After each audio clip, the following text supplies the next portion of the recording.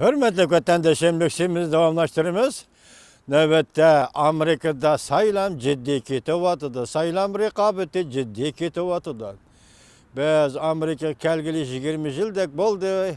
Bir neçe qatam saylamga qatnaştık, bilet taşıldık.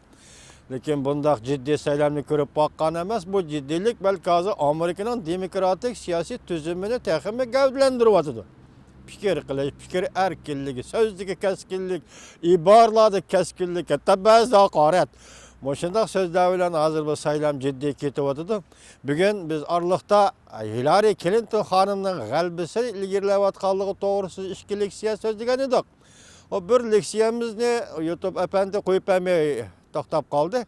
Onun ikkinchisidan xabar topdinglar. Endi bugun yani şu saylam ahvoli endi Hillary Clinton xonim bilan Cumhuriyetçiler Partiyasining Donald Trump efendilerinin saylam rekabetining ahvolidan sizlarga leksiya so'zlaymiz. Biz buning qiziqyapmiz emas. Prezident bo'lib kim saylandi, qanday xarakterlik odam Amerikada prezident bo'lib saylanadi. Bu bir Amerikaning ishi emas, vatandoshim, bu butun dunyoning ishidir. Diqqat qiling vatandosh. Matbuotlar hukm qildiki, Hillary Clinton xonim saylamda uftib oladi. Mavzuli xabar 3-ayning 3-kun Vanvit orbitida e'lon qilindi. Xabar mundaq boshlandi. Dərəcədən təşqiri haftanın 2-ci günüdür saylam bo'lib o'tgandan keyin bir necha ish muqimlashdi. Bugun havoraymi chetaq, havorayim kunda o'zgar, dunyoning vaziyatidek o'zgarib turibdi. Buni mana qo'shim chiqib qo'ydim, gapni 2-ci kunda saylam bo'lib o'tgandan keyin bir necha ish muqimlashdi. Bunun biri Hillary Clinton xonimning Amerikada Demokratlar Partiyasining prezident nomzodi bo'lib saylanganligi shubhasiz bo'lib qoldi. Aksicha saylam raqobatchisi Sanders apandining iqtidori azaygandek, ko'p bo'lganda dastlabki saylam oxirlashguncha bardoshlik bera olishi mumkin deb qiyos qilindi. İkinci bir iş şu oldu ki Donald Trump Amerika Cumhuriyetçiler Partiyasining prezident nomzodi bo'lib saylanğandek qiladi. Saylanadiğandek qiladi. Kimdi yoqtiramdi, kimdi yoqtirmamdi, bu ikinci gap.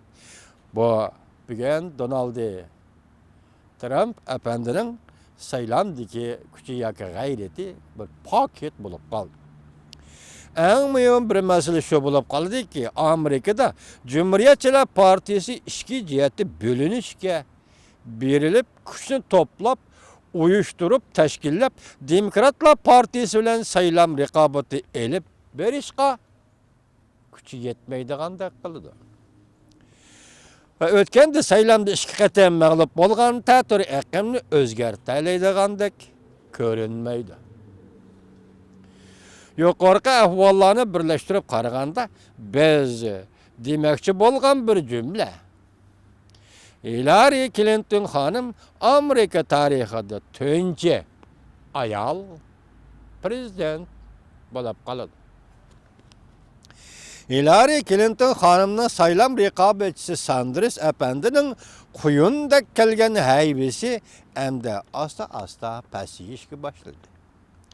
Haftanın 2-ci günü dastlabki saylamning natijasidan bu nuqtani ko'rib olg'iladi.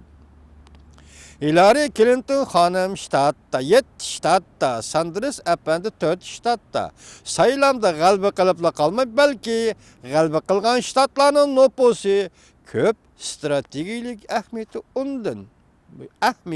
undan ko'p ahamiyatlik. Masalan, Texas, Maryland degan shtatlarda Şunda qatnashganlarda 7 shtatda Hillary Clinton xonim g'alaba qildi. Tang yerimida Sanders apandi g'alaba qildi deyli. 7 shtatda Hillary Clinton xonim g'alaba qildi.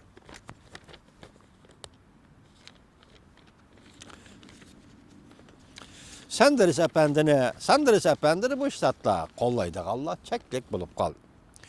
Cumhuriyetçiler Partiyasidan saylanga tushgan Donald Trump apandi 11 shtatning hammasi degidek g'alaba qila olmay 7 shtatda g'alaba qildi. Qiyos faraz bo'yicha Donald Trump apandi 11 shtatning hammasi g'alaba qiladi deb ko'zlangan edi. Biroq 7 shtatda g'alaba qildi. 11-oyda oldimizdagi 11-oyda o'tkaziladigan umumiy saylovda hozirgi umumiy saylovda qaraganda Hillary Clinton xonim bilan Donald Trump efendi raqobatlashib elishadigan chiray. Xalq ra'yidan qaraganda Hillary Clinton xonim ozroq yetakchi o'rinda kelyapti, lekin farq cho'ng emas. Belki 11-oydagi saylom yaqinlashgan sari Hillary xonimning afzallik vaziyati bargan sari ro'shan va bargan sari aniq bo'lishi mumkin. G'alaba qilguvchi qaytmayman deydigan darajaga kelishi mumkin. G'alaba qilmoqchi uyga qaytmayman deydigan darajaga kelishi mumkin. Nima uchun bundaq hukm qilamiz?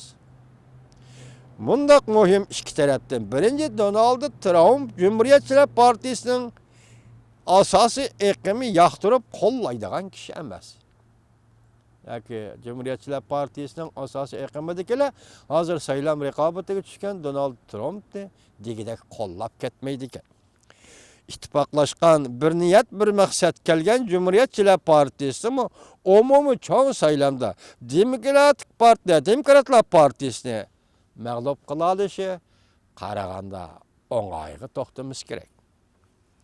2012-yil saylamga tushgan Romney buning to'liq misol bo'la oladi. Cumhuriyetçiler Partisidan saylamga tushgan Donald Trump qaramoqqa ittifaqdek ko'rinsin. Masalan, partiya bilan bo'lgan munosabati Donald Trump apandining Cumhuriyetçiler Partisi bilan bo'lgan munosabati deydi. Qaramoq ittifaqdek ko'rinsinmi, amaliyotda ko'ngli yiroq. Yoki bu kishining partiyadan ko'ngli yiroq, yoki partiyaning Cumhuriyetçiler Partisining bu kishining ko'ngli yiroq. Shunga fursat intayin g'uva. Saylam fursati intayin g'uva. Amerikada bu qatam saylam 200 milyon adam qatnashadi. Mundaq zo'r ko'lamli saylamda bir necha nuqtaning qo'llashiga, bir necha nuqtada g'alaba qilish emas, balki keng ko'lamli qo'llashga erishgandalar ondan g'alaba qilg'ili bo'ladi. 20-asrning 80-yillarida Ronald Reagan, 20-asrning 90-yillarida Bill Clinton, 21-asrning 2008-yili prezident Obama ana shunday cho'ng saylamda cho'ng utuq, cho'ng g'alabalar tutib olgan edi. Hozir Amerikada saylam raqobati kaskin ketyapti. Biz boshda aytdik, Hillary Clinton xonim Amerikada tunji ayol prezident bo'lib qoladi deb Amerika matbuotlari hukm qildi degan nuqtada sizlarga leksiya so'zildik vatandoshlar.